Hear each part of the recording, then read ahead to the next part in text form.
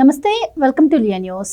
నాలుగోసారి ముఖ్యమంత్రిగా చంద్రబాబు ప్రమాణ స్వీకారం చేశాక ముఖ్యంగా ఆంధ్రప్రదేశ్ అభివృద్ధిపైనే ఆయన దృష్టి పెడుతున్నట్టు కనిపిస్తోంది. ఒక పక్క సంక్షేమ పథకాలను అమలు చేస్తూనే మరోపక్క ఈ 10 ఏళ్లలో నష్టపోయిన నవ్యాంధ్రను మరి సరికొత్తగా తీర్చిదిద్దేందుకు ఆయన ప్రయత్నాలు చేస్తున్నారు. ఇక గతంలో మరి ఐటీ మీద శ్రద్ధ చూపినటువంటి చంద్రబాబు ఈసారి గ్రీన్ ఎనర్జీ, గ్రీన్ హైడ్రోజన్ అంటున్నారు. అసలు ఈ గ్రీన్ ఎనర్జీ, గ్రీన్ హైడ్రోజన్ అంటే ఏంటి, దీనివల్ల ఫ్యూచర్లో రాష్ట్రానికి రాబోయే శుభ పరిణామం ఏంటి, అలాగే మరోపక్క చూసుకున్నట్టయితే ఈసారి మరి P4 విధానం అంటూ ఆయన కొత్తగా ఒకటి తెర మీదకు తీసుకొచ్చిన నేపథ్యంలో అసలు మరి చంద్రబాబు గారు ఏం ఆలోచిస్తున్నారు, మరి ఈ అధికారంలోకి వచ్చిన 7 నెలల్లో ఎలాంటి కంపెనీలను మరి ఆంధ్రప్రదేశ్కి తీసుకురావడం జరిగింది, ఇలాంటి విషయాలన్నీ కూడా తెలుసుకుందాం. మనతో పాటు ఉన్నారు senior political analyst doctor Gaddipati Shyam Prasad garu. నమస్కారం సార్. నమస్తే. సో చంద్రబాబు గారు ఈరోజు సరికొత్త విధానంతో ముందుకు పోతున్నట్టు కనిపిస్తోంది. ముఖ్యంగా ఈసారి ఆయన గ్రీన్ హైడ్రోజన్, గ్రీన్ ఎనర్జీ మీద దృష్టి పెట్టారు. గతంలో ఇందాక నేను చెప్పినట్టు మనం చూసాము, ఆయన ఐటీ మీద ఎక్కువ దృష్టి పెట్టారు. ఆ ఫలాలు అప్పట్లో అర్థం కాకపోయినా కూడా చాలా కాలం తర్వాత ప్రజలందరికీ కూడా దాన్ని ఇప్పుడు అనుభవిస్తున్న పరిస్థితి. మరి అసలు ఇప్పటికీ నార్మల్ పీపుల్కి ఏంటి గ్రీన్ హైడ్రోజన్ ఏంటి, అసలు దీనివల్ల ఏం ఉపయోగం రాష్ట్రానికి అని కూడా చర్చించుకుంటున్నారు. ముఖ్యంగా ఈసారి P4 విధానం కూడా ఆయన తీసుకురావడం జరిగింది. సో అసలు ఈ P4 విధానంలో ఏముండబోతుంది, ఓవరాల్గా మరి ఇప్పటి వరకు ఆంధ్రప్రదేశ్లో ఎలాంటి MOUs జరిగాయి, దానివల్ల ఎప్పుడు ఈ ప్రజలందరూ కూడా ఫలాలను అందుకునే అవకాశం ఉంటుంది, మీరేం చెప్తారు?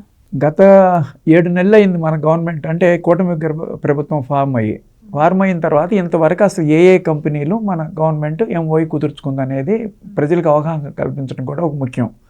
దాంట్లో ముఖ్యంగా ఈసారి ఎనర్జీ సెక్టర్ మీదకి వెళ్ళారు. క్లీన్ ఎనర్జీ సెక్టర్ మీదకి చంద్రబాబు గారు ఫోకస్ చేశారు. అది ఆయన విజన్. 25 years బ్యాక్ ఆయన ఐటీ సెక్టర్ మీద విజన్ చూపించారు. అప్పుడు ఐటీ సెక్టర్ అంటే సరైన అవగాహన లేని టైంలో. అదే ఇప్పుడు ఎనర్జీ సెక్టర్ మీద, clean energy or green energy మీద ఎక్కువ అవగాహన లేదు ప్రజలకి. ఈయన NTPC గ్రీన్ హైడ్రోజన్, అలాగే Tata clean energy solar power, అలాగే రిలయన్స్తో ఒప్పందం చేసుకున్నారు కంప్రెస్డ్ బయోగ్యాస్. అలా డిఫరెంట్ అన్ని ఎనర్జీ సెక్టర్స్లోనే వస్తున్నాయి. మేజర్ ఇండస్ట్రీస్ అంటే ఇది 1,80,00,000తో NTPC విత్ AP జెన్కో కొలాబరేషన్తో విశాఖపట్నం దగ్గరలో ఈ ప్లాంట్ పెడుతున్నారు NTPC. అది మన January 1st వీక్లో ప్రధానమంత్రి గారు దాన్ని శంకుస్థాపన కూడా చేశారు. అది గ్రీన్ హైడ్రోజన్ ప్లాంట్ అనమాట. గ్రీన్ హైడ్రోజన్ ప్లాంట్ మనం దాని గురించి డిస్కస్ చేసే ముందు టాటా వాళ్ళు టాటా పవర్ కంపెనీని ఈ సోలార్ ఎనర్జీ కోసం ఎస్టాబ్లిష్ చేయబోతున్నారు. అదొకటి. ఈ రిలయన్స్ కంప్రెస్డ్ బయోగ్యాస్ అనేది 500 ప్లాంట్స్ పెడుతున్నారు అక్రాస్ ద స్టేట్. 500 ప్లాంట్స్ అంటే ఆ 500 ప్లాంట్స్ ఎప్పుడవుతాయా అనేది అంటే 3 years టార్గెట్ పెట్టారు చంద్రబాబు గారు వాళ్ళకి. వాళ్ళు 4 yearsలో అవగొడతానన్నారు అనమాట. దగ్గర 2 lakhs ఎంప్లాయ్మెంట్ వస్తుందన్నమాట దాంట్లో. ఏది రిలయన్స్ కంప్రెస్డ్ బయోగ్యాస్ ప్లాంట్స్ 500 కనుక కంప్లీట్ అయితే, ఈ 500 ఎక్కువగా రాయలసీమలోనూ ఉత్తర కోస్తాలో పెడుతున్నారు. వేస్ట్ ప్లాంట్స్లో పెడతారనమాట. ఇది అది కూడా క్లీన్ ఎనర్జీ కింద లెక్కే. ఎందుకంటే క్లీన్ ఎనర్జీ అంటే పొల్యూషన్ లేకుండా, క్లైమేట్ చేంజ్ రాకుండా ఉంటుంది అనమాట, గ్లోబల్ వార్మింగ్ రాకుండా. దానివల్ల ఏంటంటే కార్బన్ ఎమిషన్స్ ఉండవు అనమాట. ఇప్పటికే ఢిల్లీ లాంటి ప్రాంతాల్లో చూస్తున్నాం కదా. ఇలా మనకి క్లీన్గా ఎన్విరాన్మెంట్ క్లీన్గా ఉంటుంది అనమాట. దానివల్ల ఫ్యూచర్ అంతా దాని మీద ఆధారపడి ఉంటుంది.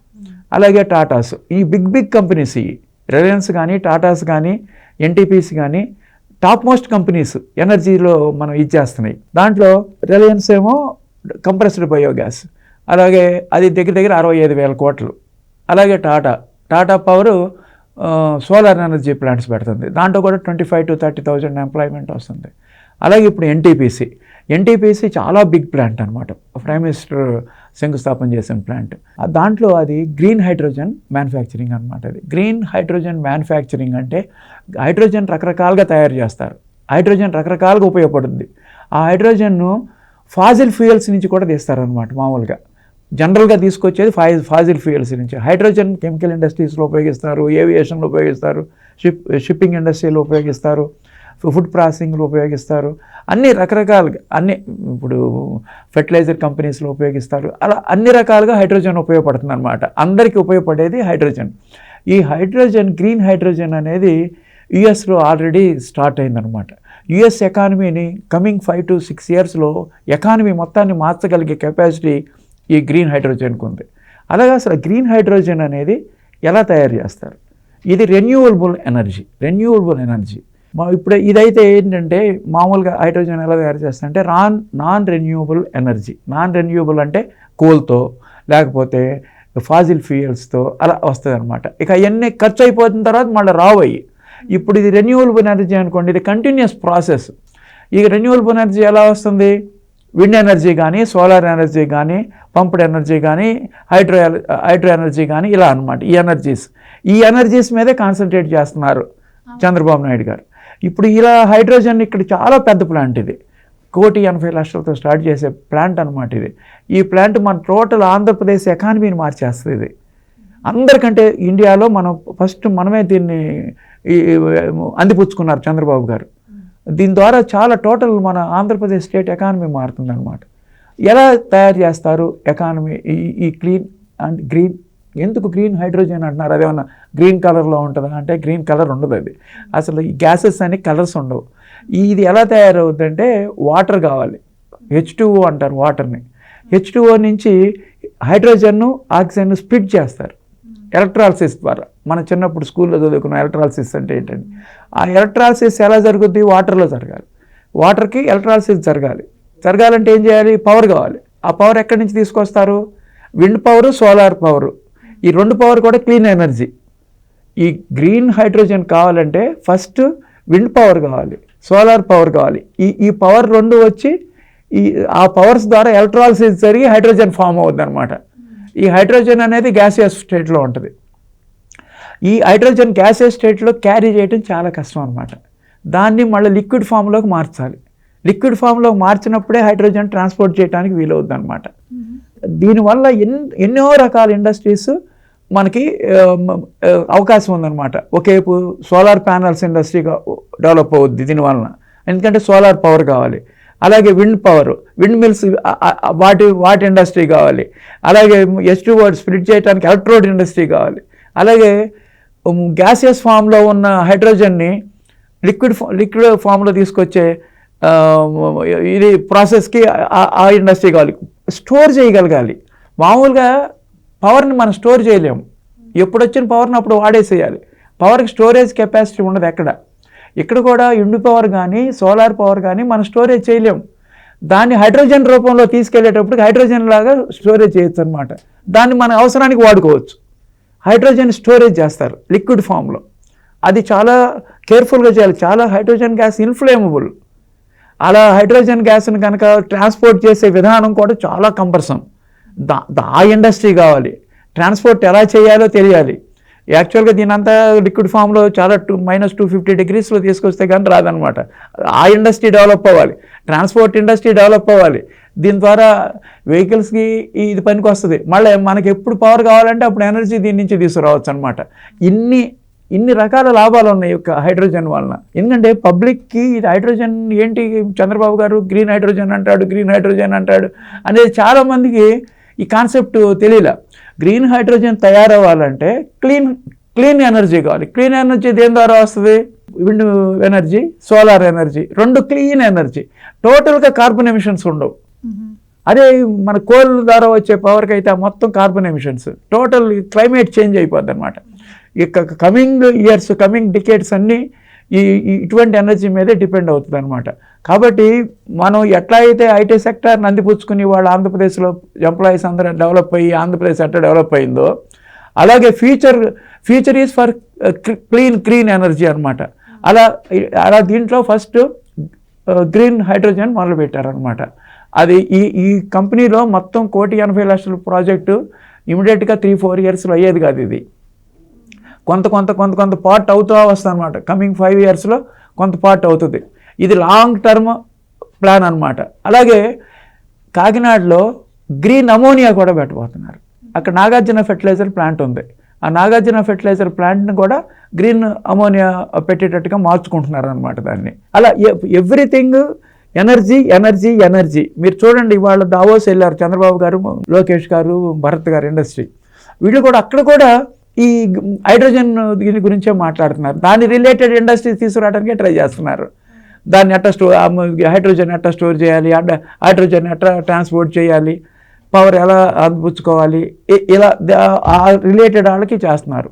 అలాగే మొన్న ప్రైమ్ మినిస్టర్ వచ్చినప్పుడు ₹1,80,00,000 వర్త్ కంపెనీస్కి శంకుస్థాపన చేశారు కదా. దాంట్లో డ్రగ్ పార్క్ కూడా ఉంది అనకాపల్లి దగ్గర. ఈ మేజర్ ఇప్పుడు నేను చెప్పిన ఎక్కువగా కోస్టల్, నార్త్ కోస్టల్. మనకి అడ్వాంటేజ్ ఏంటంటే సీ ఉంటాం అనమాట. సీ మనకి 950 కిలోమీటర్స్ సీ మనకి వరం మన ఆంధ్రప్రదేశ్కి. మనకి గంగపట్నం పోర్ట్ కానీ, కృష్ణపట్నం కానీ, కోస్టల్ మన తీర ప్రాంతం చాలా అడ్వాంటేజ్. దానికి హైడ్రోజన్ తయారీకి అది చాలా ఉపయోగం అనమాట. ఇలా మేజర్ ఇండస్ట్రీస్ గురించి మాత్రమే చెప్పాను నేను. ఇప్పుడు మన ఆంధ్రప్రదేశ్కి లాస్ట్ 6 monthsలో మన ఎంఓఏస్ అయినాయి. ఎన్టీపీసీతో ఎంఓఏ అయింది, టాటాస్తో టాటా పవర్ ఎనర్జీ అది ఎంఓఏ అయిపోయింది. అట్లాగే రిలయన్స్ కంప్రెస్డ్ బయోగ్యాస్ అది అయిపోయింది. అట్లాగే బీపీసీఎల్. యాక్చువల్గా గ్రీన్ హైడ్రోజన్ రిఫైనరీస్లో కూడా వాడతారు, దానికి కూడా ఉపయోగపడుతుంది for everything. Shipment, aviation, chemical industry, fertiliser industry, even in refineries. ఇన్ని రకాల ఉపయోగాలు అన్నమాట. అది కనుక రియల్గా ఎస్టాబ్లిష్ అయిపోయి ఒక కమింగ్ 10 yearsలో ఇంకా ఎక్స్పాండ్ చేసుకుంటూ వెళ్తే ఆంధ్ర నిజంగా స్వర్ణాంధ్ర అయిపోతుంది అనమాట. అలా కాకుండా ఈ ఒక్క సెక్టర్నే మేజర్గా కాన్సన్ట్రేట్ చేయకుండా వైజాగ్లో మరి గూగుల్ డేటా సెంటర్ తీసుకొచ్చారు. అది ఒక సీ ఉంటాం, దానికి ఒక అడ్వాంటేజ్. అలాగే టీసీఎస్ తీసుకొచ్చారు. అలాగే సెవెరల్ ఇండస్ట్రీస్ ఇన్ శ్రీ సిటీలో. అలాగే కొప్పర్తి కానీ, వర్వకల్ కానీ నోట్స్ ఉన్నాయి. ఆ నోట్స్లో కూడా బాగా డెవలప్ చేస్తున్నారు. ఇలా చాలా ఉన్నాయి చెప్పుకుంటా పోతే. ఇప్పటి వరకు ఇప్పుడు ఏవైతే ఎంఓఈస్ జరిగాయో వాటి గురించి చెప్పారు. ఇంతకుముందు చంద్రబాబు గారు ఈజ్ ఆఫ్ డూయింగ్ అనేవాళ్ళు, ఇప్పుడు స్పీడ్ ఆఫ్ డూయింగ్ అంటున్నారు. అలాగే P4 అంటున్నారు. ఏంటి అసలు ఈ P4 వల్ల ఉపయోగాలు ఏంటంటారు? అంటే ఇప్పుడు ఇటువరకు అయితే హార్డ్ వర్క్ చేయండి అనేవాడు ఆయన. అందరు morning 10 to evening night 24 hours, 20 hours, 18 hours work చేయమనేవాడు. ఇప్పుడు స్మార్ట్ వర్క్, ఇంటెలిజెన్స్, టెక్నాలజీ ఉపయోగించుకోండి, మీ బ్రెయిన్ ఉపయోగించుకోండి, స్మార్ట్గా 24 hours చేసి 2 hours చేసే విధంగా స్మార్ట్ వర్క్ చేయండి అన్న. అందుకని ఈజ్ ఆఫ్ బిజినెస్ బదులు స్పీడ్ ఆఫ్ డూయింగ్ అనమాట. ఈజ్ ఆఫ్ డూయింగ్ బిజినెస్ బదులు స్పీడ్ ఆఫ్ డూయింగ్ బిజినెస్ పెడుతున్నారు అనమాట. ఇప్పుడు మనం ఇందాక P4 అని చెప్పారు కదా, public sector, private and people's partnership అని. అది చాలా ఇంపార్టెంట్ అనమాట. ఆయన అనేది ఏంటంటే ఎవ్రీ హౌస్లో ఒక ఎంటర్ప్రెన్యూర్ కావాలని, ఎవ్రీ హౌస్ నుంచి ఒక ఎంటర్ప్రెన్యూర్ డెవలప్ అవ్వాలని. మనం ఎప్పుడు ఎవరి దగ్గర జాబ్ చేరాలని కాదు, మనమే జాబ్ ఇచ్చే విధంగా మనం తయారవ్వాలి. ఆ విధంగా నేను అన్ని రకాలుగా మీకు సహాయపడతాను. ఏ విధంగా ఎలా చేయాలంటే అలా చేసుకుందాము, ఏ విధమైన టెక్నాలజీ ఇవ్వాలంటే అలా ఇస్తాము. అలా కాకుండా ఇంకా ఏంటంటే విలేజెస్లో, స్మాల్ టౌన్స్లో కూడా వర్క్ ఫ్రమ్ హోమ్ క్లైమేట్ తీసుకురావాలని చూస్తున్నాడు ఆయన. కాన్సన్ట్రేషన్ అంతా వర్క్ ఫ్రమ్ హోమ్ ఉంది. వర్క్ ఫ్రమ్ హోమ్ అంటే ఎవరింటి దగ్గర వాళ్ళు ఉంటారు, వాళ్ళకేమి ఎడిషనల్ ఛార్జెస్ ఏమి పడవు. చక్కగా వర్క్ ఫ్రమ్ హోమ్ బిల్డింగ్లోకి వెళ్తారు, చక్కగా వర్క్ ఫ్రమ్ హోమ్ చేస్తారు, వాళ్ళ శాలరీ వాళ్ళకి వస్తే రిమైనింగ్ ఎక్కడికి ట్రాన్స్పోర్ట్ ఎక్కలేదు, సేమ్ ఉన్న ప్లేస్లోనే ఉండి చేస్తారనమాట.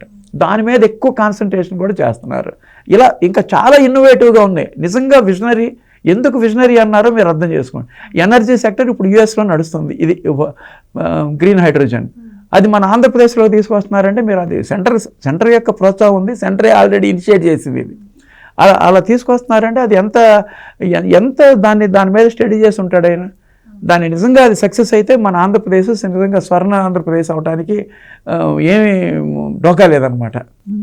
Thank you. Thank you. Please subscribe to Leo news for more videos.